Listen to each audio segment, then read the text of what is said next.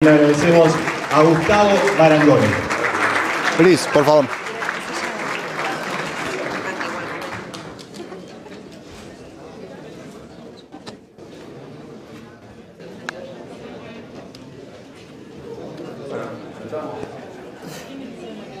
Bueno, a los que no saludé, buenos días a todos.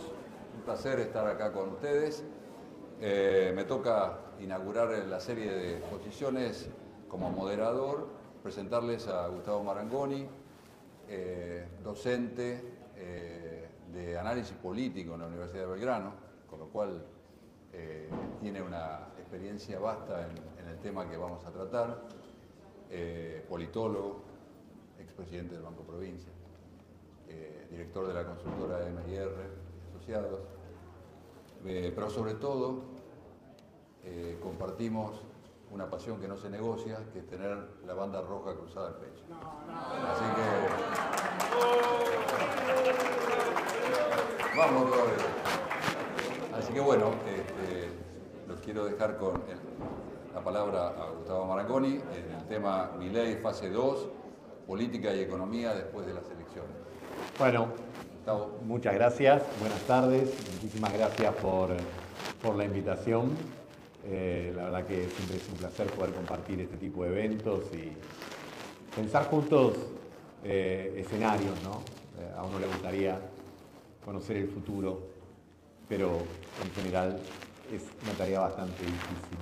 Feliz Día del Comercio, feliz Día del Bancario, porque me he encontrado con gente del Banco Provincia, el mejor banco de la República Argentina, sin exagerar.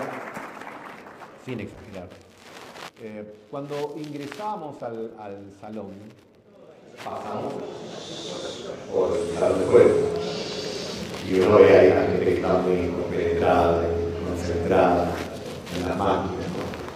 Yo pensaba recién, digo, ¿quién estará más en manos del azar? ¿Los que están allá o los que están acá? ¿No? Porque ellos saben las probabilidades, etc. Y a veces uno no tiene tan claro la actividad productiva, comercial, etc. Las mesas de juego, que son muchas veces muy volúmenes, independientemente de la administración que gobierna en Argentina.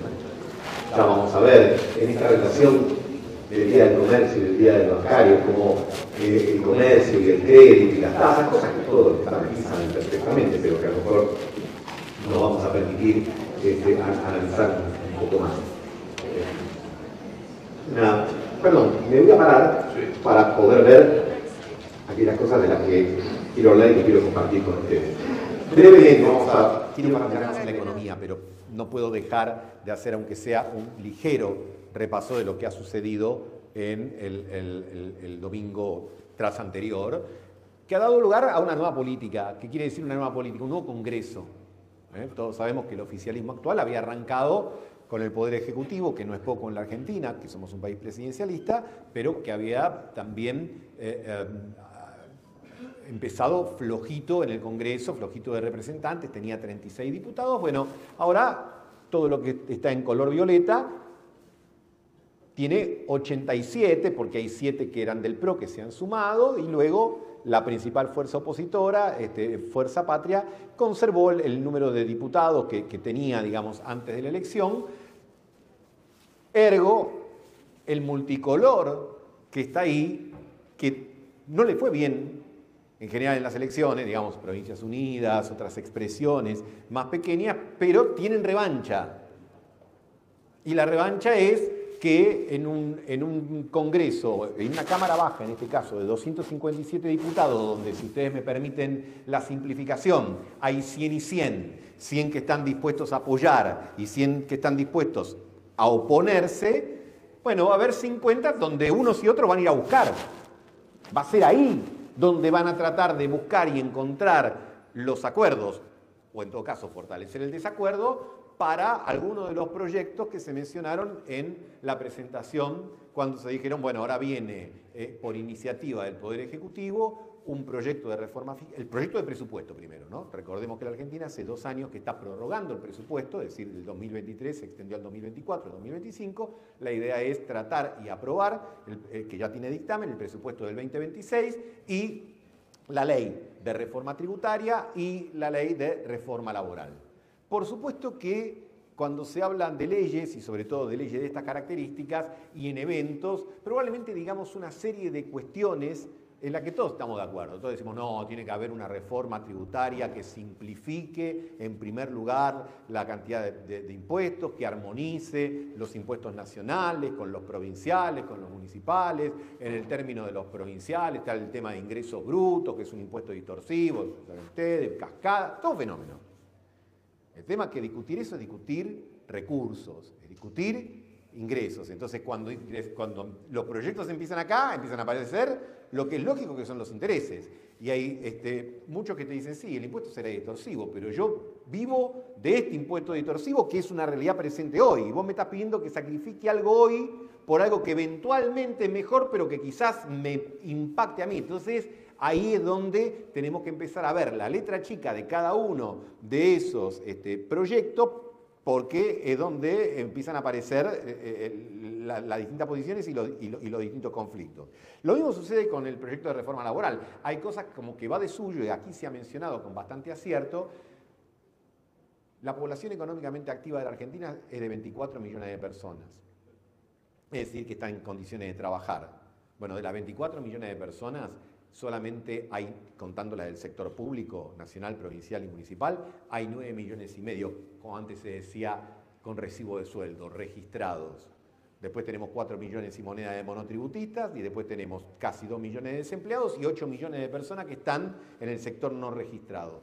Conclusión con la que probablemente casi todos estaremos de acuerdo en decir, y las leyes existentes son muy buenas si estás adentro, son muy malas si estás afuera, y son muy buenas si estás adentro del lugar laboral, y son probablemente muy complicadas, y como se dijo acá también en la introducción, todos los meses tenés que no solo pagar el salario, que sería un tema, sino que tenés que pagar los aportes, las cargas previsionales, cuestiones que están vinculadas a los despidos, etc. Es probable que allí haya más consenso para avanzar en algunas cosas que en la parte tributaria. Si yo tuviese que arriesgar algo, no decir cómo hacer el futuro, diría que ahí hay algunos elementos que están más consensuados y sobre los que a lo mejor se puede avanzar un poco más, y la parte fiscal, que involucra los 3 niveles de gobierno, va a ser un poquito más compleja o más difícil de avanzar. Pero todavía no llegamos ahí.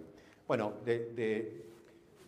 donde van a buscar, esto es un poco ponerle el nombre y el apellido, pero donde van a buscar los acuerdos, bueno, los tienen en esos bloques, con nombre y apellido. Esta exposición después se las dejo y ustedes pueden ver donde seguramente en diciembre, enero y febrero va a estar la roja, va a decir llegan a los 129, no llegan para este proyecto. Bueno, ahí se supone que esta nueva etapa, y todo parecen indicar que va a exigir de una mayor negociación. ¿Por qué? Porque justamente a lo mejor hay que persuadir a parte de esos diputados, y ya vamos a ver en el Senado también, para conseguir el tratamiento y la aprobación de las leyes. Ahora, uno podría decir, ¿por qué van a negociar? Y voy a decir algo que parece contradictorio, y que quizás lo sea, pero no tanto. Que quizás el gobierno, que fue poco tendiente a negociar antes de la elección, ahora sea más tendiente a negociar. ¿Por qué? Porque en general uno rehúye negociar cuando es débil y propone negociar cuando es más fuerte. ¿Por qué? Porque cuando negocias desde una posición de debilidad te comen de postre. Y cuando vos estás fuerte, decís vení, negociemos, y uno va y dice, bueno, a ver, ¿no? Fíjense en esta pendularidad, en este azar, que yo comparaba la sala de al lado con esta sala, yo diría, hay como una volatilidad grande en la Argentina, política y económica. Hace 3 o 4 semanas muchos pensaban que había que estar vendiendo entrada para el Arca de Noé. Esto se pudre, esto va mal, el gobierno va a perder, y el lunes siguiente, ¿qué va a hacer? Y hasta mismo muchos funcionarios del gobierno estaban apichonados, decían, bueno, y venían de un año de un montón de fracasos en el orden legislativo, porque tiraban las leyes, se las devolvían, les votaban en contra, hubo cuestiones vinculadas a presuntos hechos de corrupción, y encima recesión económica, porque, como ustedes saben bien, la Argentina técnicamente, aunque suave, está en una recesión económica, ¿Qué quiere decir recesión económica? Que hay 2 trimestres consecutivos de caída de la actividad. El segundo trimestre fue poquito, menos 0,1, el tercer trimestre menos 0,8, ya vamos a hablar del cuarto. Entonces, o sea, con todo esto, palazo, encima vino el 7 de septiembre, provincia de Buenos Aires, ya está, crónica de una muerte anunciada. Y sin embargo, sácate, ahora se dio vuelta la cosa y en el gobierno están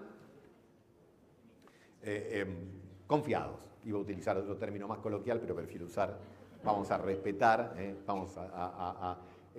están como más confiados, más entusiasmados, etcétera, están más anabolizados y entonces eso como que les da cierta espalda a partir de tener un bloque más grande y decir, bueno, podemos negociar, pero a partir de profundizar las reformas en estas cosas que hemos conversado. Y como además la oposición, la principal fuerza de oposición, está como también un poco desconcertada porque decía, che, ganamos la provincia de Buenos Aires, la pensábamos ganar de nuevo con la misma fortaleza y nos encontramos con este empate, pero como que fue un empate que en realidad fue una remontada, ¿no?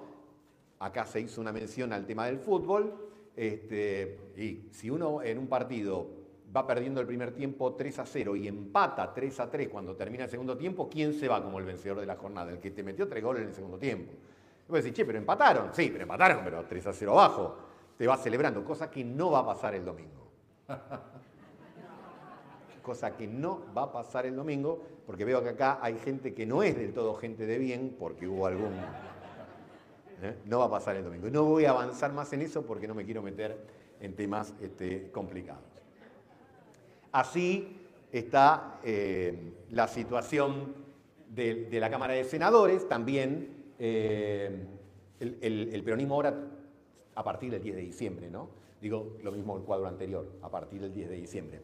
El peronismo va a ver mermada su fuerza electoral, en el Senado, de 34 senadores que tenía a 28, y la Libertad Avanza pasa de 6 a 18, que junto con los aliados está en el orden del 24, y de nuevo hay 20, los de UCR están a la vez divididos, pero no importa, y los otros son otros, provinciales, etcétera, donde, vuelvo a rescatar el hecho, la vida te da revancha, te fue mal en las elecciones, pero tenés la posibilidad ahora de alguna manera, decir, bueno, está bien, voy a negociar desde una situación de derrotado, pero mi voto vale, por lo tanto, negociemos Mendieta, como decía el personaje de Inodoro Pereira. Esto es, básicamente, un brevísimo resumen político. Che, vos me decís cuando yo dejo... Claro, cuando no vamos bien, avísame. Vos decís, mirá, listo. Mirá, digresión. Entre ese comentario que hiciste vos, y no lo veo por la luz al locutor que dijo respecto a los regalos que lo bueno llegaba al final, no es muy amable con el disertante, porque me toca hablar primero y dice, quédese hasta el final, que lo bueno viene al final. Y vos decís, me bajó las expectativas. Con todo cariño. Entonces, tenemos este primer cuadro, este primer bosquejo de cómo cambia la política y de alguna manera cómo... Hay un viejo dicho que no lo inventé yo, ¿no? Nunca te almuerces la cena. Nunca te almuerces la cena.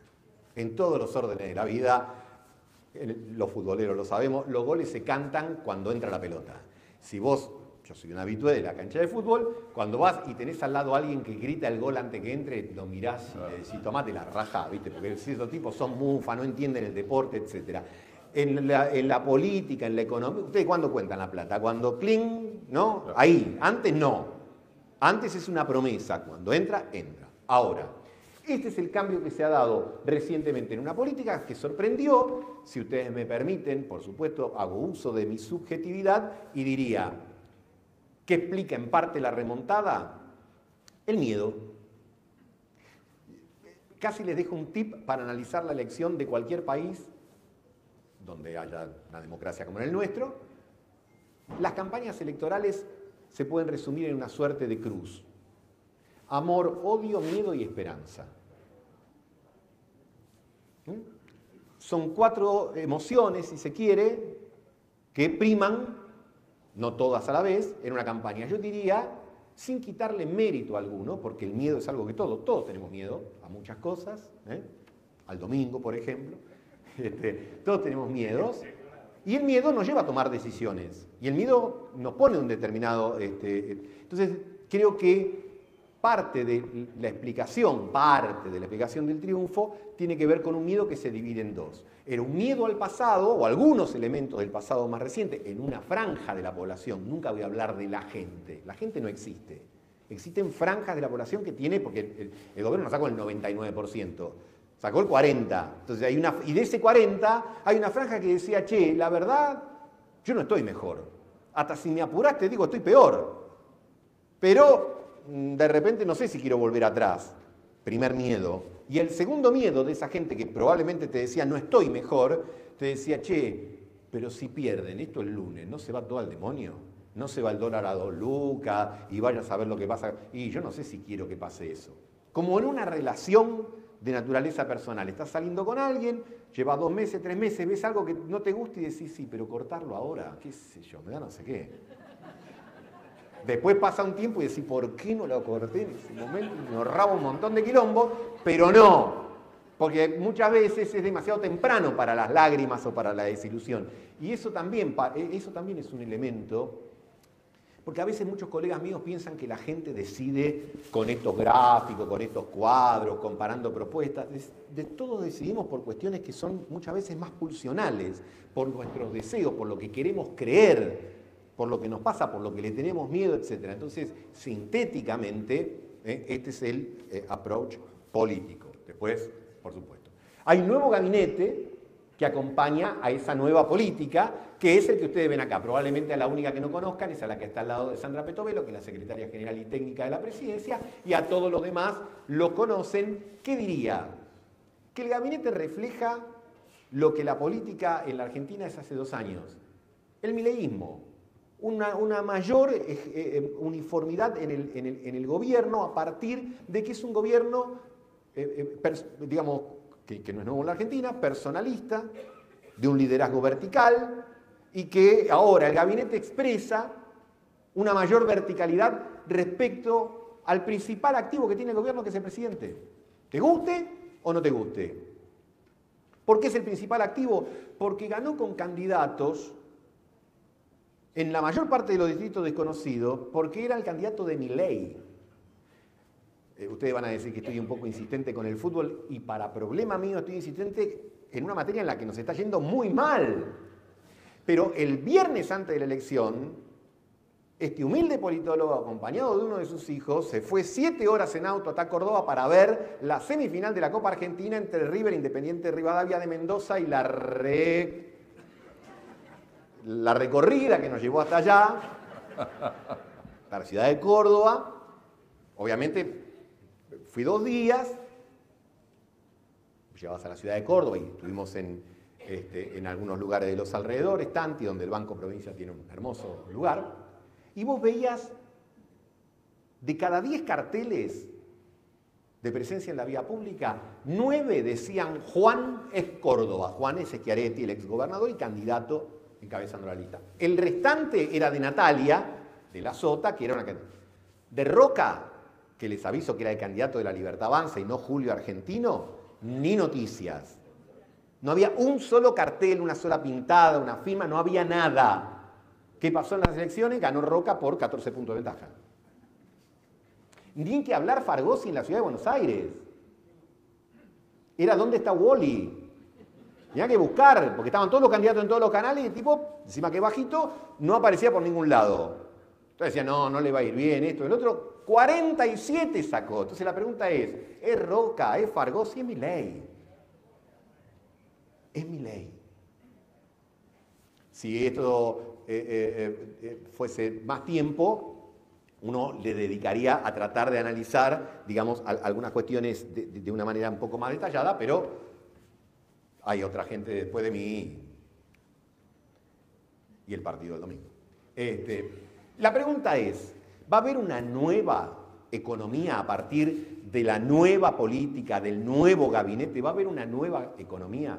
Bueno, el presidente se esfuerza en decir que no, que en realidad lo que va a haber es una profundización de la actual política económica. Y en el día de hoy, En realidad creo que la declaración fue o de hoy de la mañana o de ayer a última hora de la noche, a última hora de la noche redundante, dijo, yo no voy a tocar el sistema de bandas, es decir, el sistema que establece la relación peso-dólar, hasta el final de mi mandato. Uno diría, los políticos en general dicen tantas cosas que a principio de año decían que no iban a tocar la devaluación de 2% mensual, después la de 1% mensual, después cambian. Pero dijo eso. Por lo tanto, hoy, a esta hora, no sé qué hora es, nos guiamos por esto. Ahora, cuando nosotros miramos el tema de los futuros, ¿qué vemos? Y que en realidad el mercado no está tan convencido de que eso suceda, de que ello vaya a suceder. Lo podemos traducir de una manera que todos ustedes la tienen recontra clara. Hay una idea, hay una percepción, hay una sensación desde hace bastante tiempo que el dólar está barato en la Argentina. Que a 1.500 mangos está barato. Y es más, lo que vemos es que aún después de haber ganado las elecciones, aún después de Besen y del Tesoro norteamericano y de la ayuda y de la baja del riesgo país, que está muy bien, digamos, que suceda y todo, sin embargo, el dólar está sobre el techo de la banda, no está en el piso de la banda. Cuando bajan 10 pesos, 15 pesos y se alejó 2%, 1% del piso de la banda, pero es decir, está tocando ahí. ¿Por qué? Bueno, porque la duda es si Argentina puede acumular reservas para hacer frente a las obligaciones que tiene concretamente de deuda el año que viene, pero por sobre todas las cosas, si puede acumular también reservas para abastecer lo que todos sabemos que ocurre este año. Este año fue atípico. O sea, en realidad todos los años electorales se dolarizan carteras, pero lo de este año rompió todo el termómetro. También voy a hacer cuenta de almacenero y ustedes sabrán disculpar. Pero 2025, por la cuenta de turismo, va a dejar un saldo negativo de entre 10.000 y 12.000 millones de dólares. Es decir, entre la gente que viaja y además compra cosas de afuera, y la gente que viene de afuera y compra cosas de acá, nos quedan menos 12.000. Además, desde que se levantó el cepo a las personas en abril hasta aquí se vendieron casi 30.000 millones de dólares para atesoramiento. Está bien, año electoral. A partir de octubre, fin de octubre, esto empieza a bajar un poco, pero lo cierto es que la dolarización de las carteras va a continuar.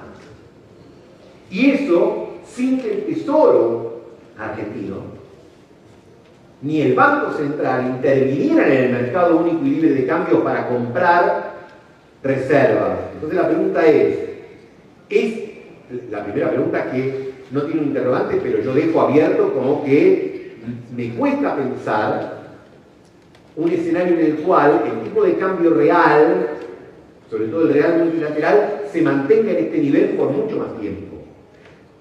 Todos ustedes saben la definición del tipo de cambio real multilateral, pero también todos sabemos cuál es la forma más fácil. Vos te pones en un punto limítrofe de la Argentina, en un puente con Uruguay, con Brasil, con Paraguay, con Bolivia, con Chile, y ves para dónde va más gente. Y te queda claro cuál es el tipo de cambio real multilateral. Cuando la Argentina estaba regalada en dólares, venían todos nuestros vecinos y se llevaban montaña de cosas. Y ahora somos nosotros los que aún, digamos, que el dólar ha tenido cierto corriente y todos seguimos con eso. Entonces acá hay una combinación que es complicada, que es un tipo de cambio bajo con una apertura muy grande. Y esto hace que haya un patrón de crecimiento que está muy apalancado en sectores que son muy vitales, que les va bien, que ya vamos a ver, que ustedes más o menos los adivinan, que es el sector energético, que es el complejo agroalimentario, que son algunos sectores vinculados a la minería, etcétera, que tienen gran capacidad de generar dólares, pero poca capacidad de generar empleos. Por cada empleo que se ha generado en Neuquén en los últimos 2 años, desaparecieron 6 empleos en el conurbano de la provincia de Buenos Aires. Exactamente, en la industria.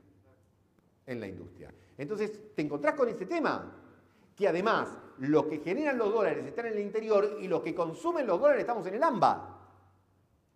que el grueso de la industria argentina, el 90% de la industria argentina está en Buenos Aires, en Córdoba y en Santa Fe. Y tenés ahí un tema, porque además, ya lo veremos, como la estrategia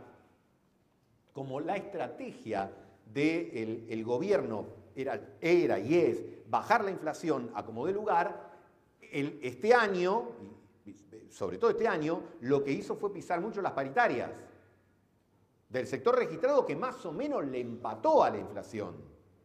Pero los ingresos, en general, de los sectores asalariados, formales y no formales, cayeron.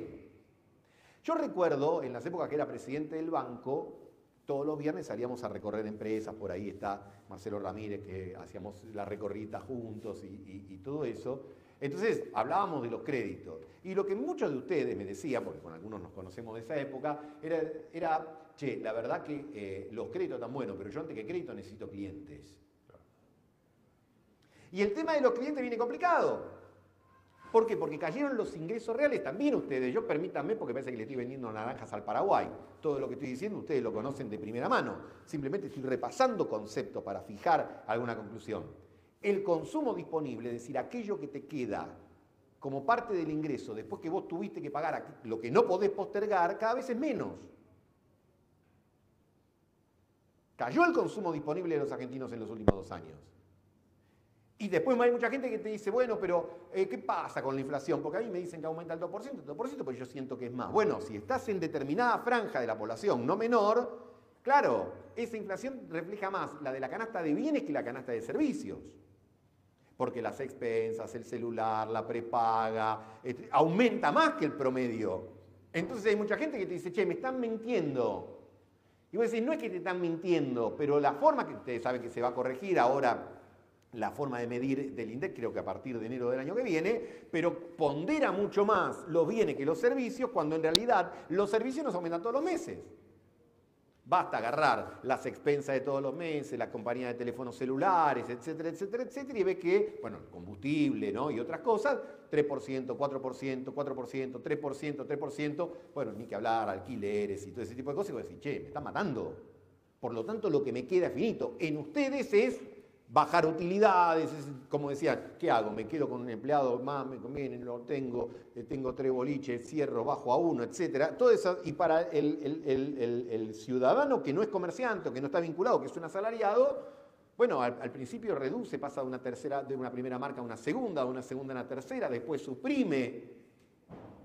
Es decir, la economía que se sustenta en el 80% en el consumo, está justamente dañada porque, creo que, no recuerdo si lo dijo Carlos o quién en la presentación, que recordaba pocos momentos en la historia tan difíciles como estos, bueno, precisamente por esto, porque ha bajado el poder adquisitivo y el 80% de la economía es consumo. Y los sectores que más implican el consumo, perdonen que voy a adelantarme con algunas cositas, los sectores que más aplican el consumo son los sectores vinculados a,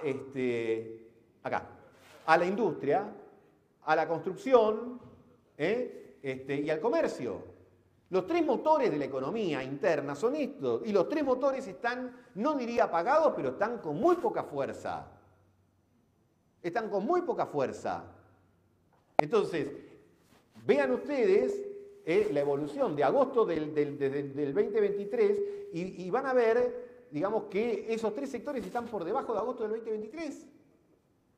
Y esto es lo que explica que este año, cuando se esperaba que íbamos a tener una recuperación, a mí no me gusta hablar de crecimiento, pero si quieren llamémoslo crecimiento, de 5 puntos del producto, vayamos a tener uno de 3, 3,5 puntos. Y que el año que viene, si todo sale bien, sea de 2 o de 2,5. Y esos son promedios, porque si a esos porcentajes del 3 y pico por ciento de este año y al 2% de este año le quitáramos combustibles y le quitáramos complejo agroalimentario, lo que nos va a quedar es ¿tiempo cumplido?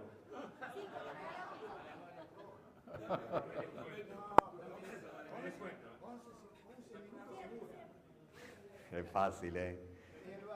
Pido el VAR. No, escúchame, los 5 lo convierto en 9. Si total nos dan media hora y no hacemos goles, pero ni ahí. Entonces,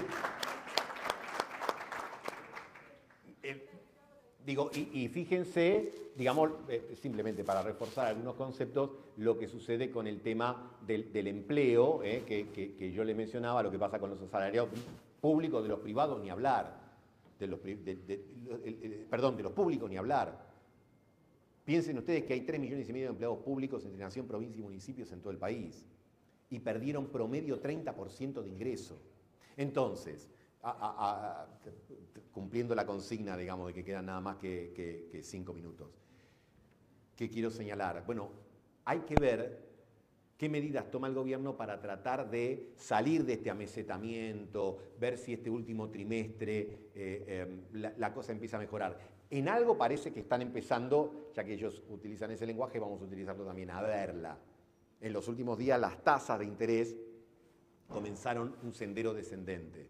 Por supuesto, venimos ¿no? Del infinito y del más allá, como decía Buzz Lightyear. Tenía un dato con tasas. Fíjense en las tasas, ¿no? Ustedes lo saben. Hoy, qué sé yo, un descuento de cheque baratito, 45, 55, por ahí. Estamos más o menos en sintonía.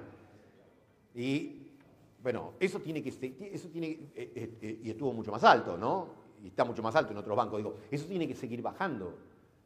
¿Cuándo fue el periodo más virtuoso de la economía del presidente Milei? Octubre del año pasado, febrero de este año. Había crédito. Después se vino en banda. Bueno, hay que recuperar el crédito. ¿Qué es otra cosa que puede jugar virtuosamente? Si el descenso del riesgo país continúa y hay algún tipo de apertura de los mercados, eso de algún modo también puede impactar directa o indirectamente más favorable en el nivel de actividad. Yo miraría el tema crédito y después miraría el tema de lo que va a suceder con paritarias y con salarios. Yo creo que ahí habría que dejar correr un poco más la recuperación de ingresos. Porque si no, es muy difícil pensar, digamos, el escenario del 2026 y del 2027 en un mayor nivel de actividad. Yo creo que plantear, a ver, el equilibrio presupuestario es evidentemente una política que la Argentina necesita. Ahora, hay distintas formas de alcanzar el equilibrio presupuestario y el equilibrio presupuestario no puede ser el único elemento que ordene la economía, porque si no, nos va a pasar como el viejo chiste que dice, pobrecito mi pajarito, que justo que aprendió a vivir sin comer se murió. Digamos, ¿no? Es decir, vos necesitás, digamos, que en algún momento la dialéctica del ajuste también incorpore otros elementos. Cito una de las cosas que se dijo acá en la presentación. A veces uno la dice hasta tímidamente porque parece que está contrariando el sentido común, pero sí los sectores de la economía necesitan regulaciones. Que haya malas regulaciones no quiere decir que todas las regulaciones sean malas. Que haya un Estado ineficiente en muchos aspectos no quiere decir que el Estado tenga que dejar de participar.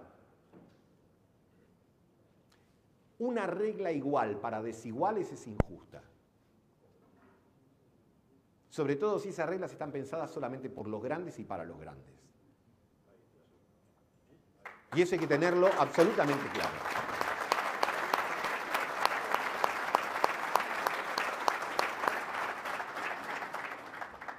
A ver, qué sé yo soy un usuario como todo el mundo de Mercado Libre, de Mercado Pago, está todo bien. Pero toda la economía no puede estar, digamos, signada por los intereses de ese tipo de megaempresas. Porque hay otras realidades.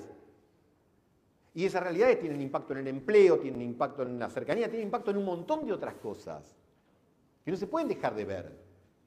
A mí me parece bárbaro que vos adelgaces un Estado que estaba fofo, cargado de un montón de ñoquis, etc. Ahora, hacer desaparecer la Secretaría de Pymes. Flaco, no. No, pero de verdad. No. Porque hay elementos que se precisan, que son indispensables. Si, bueno, está bien, tenías una dependencia que tenía 100 tipos y necesita 20. Fenómeno. Déjame los 20 que laburen, pero que laburen y que hagan política como hacen todos los países, inclusive aquellos que admirás. Entonces, en esta pendularidad que tenemos permanentemente, que es lo que nos pone más en manos del azar, porque decís, a ver qué nos toca hoy, el que quiere estatizar todo o el que quiere privatizar todo, el que quiere el Estado presente o el que quiere el Estado ausente. Y vos decís, quiero uno normal. O una normal, según los gustos. Digo, algo que de alguna manera, como las viejas balanzas, ¿se acuerdan cuando uno iba al almacén y ponía algo en la balanza y la balanza de la aguja hacía así, así, así, uno tenía que esperar como 20 minutos hasta que, bueno, no, me embole. Mi primer trabajo fue almacenero. De verdad, no, de verdad, juro por Dios. Bueno, uno lo que quiere es que esa pendularidad sea menos, entonces. Equilibrio presupuestario, sí. Ahora, hay formas y formas de alcanzar el equilibrio presupuestario. No tiene mucho sentido realmente que aquellos que entraron al blanqueo el año pasado paguen menos bienes personales. Y no. Porque si vamos a discutir recursos, vamos a tener que discutir quiénes pagan. Algunos tendrán que pagar menos y otros tendrán que pagar más. Ahora, la lógica es la progresividad, no la regresividad. Que los que ganan menos paguen más y los que ganan más ganen menos, paguen menos. Eso no tiene sentido. Pero no porque yo sea, no sé, el Che Guevara, no tiene nada que ver con una cuestión ideológica, tiene que ver con una cuestión eminentemente práctica.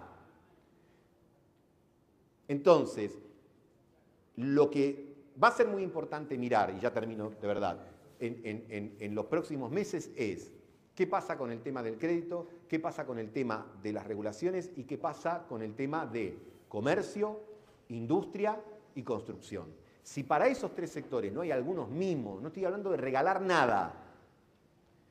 Ahora digo, tampoco tengamos discusiones pavotas, porque tuvimos 2 años, y permítanme que me escape de esto, 2 años diciendo, no, la obra pública la van a hacer los privados, porque no puede ser, hay que terminar con el curro de la obra pública, etc.